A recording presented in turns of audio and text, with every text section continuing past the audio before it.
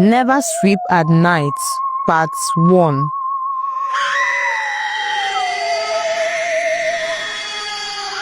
Mmesoma, she said, listen to me well. This is not the city. Here, the land is older than you can imagine. When the sun goes down, don't sweep this compound. Not after 8 p.m.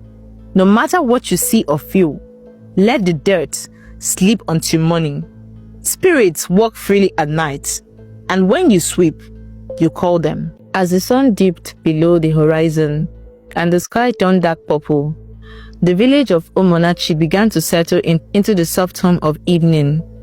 Chickens returned to their coops, oil lamps flickered to life, and the scent of firewood cooked meals floated in the air.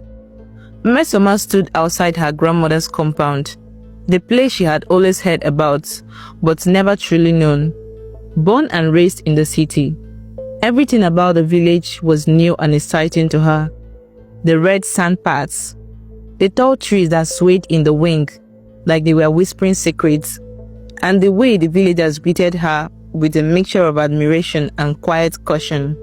It all made her feel like she had stepped into a different world. She had come to prepare for her traditional marriage. Her groom, Obinna, was expected in 2 days, and the women had already begun cooking and decorating.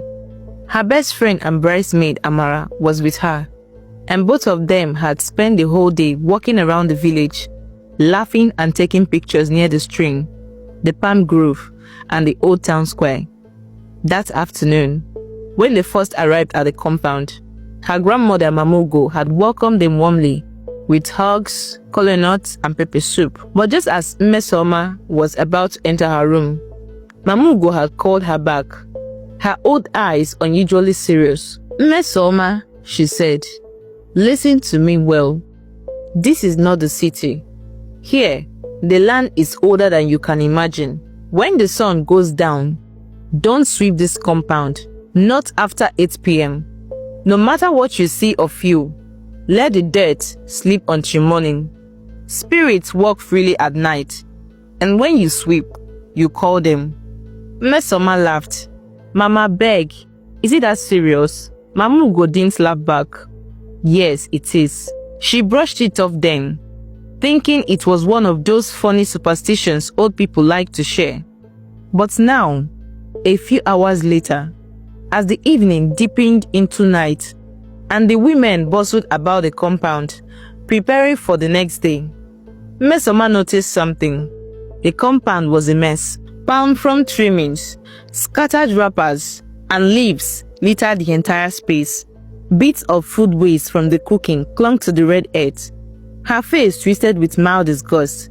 This place is so dirty, she muttered to Amara, who was checking her phone under the dim porchlight. How can people cook in this mess? Amara shrugged. Maybe they will clean it later.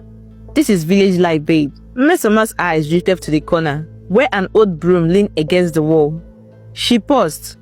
She remembered her grandmother's words. No matter what you see, let the dirt sleep until morning. She hesitated for a moment, but then she sighed. What harm could it possibly bring? She grabbed the broom. The moment her fingers touched it, a breeze swept through the compound, sudden and cold, cutting through the warmth of the fire. One of the women looked up briefly, but said nothing. Mmesoma walked to the center of the compound and began to sweep. The dry leaves rustled. The broom scratched the earth. Scratch, scratch, scratch.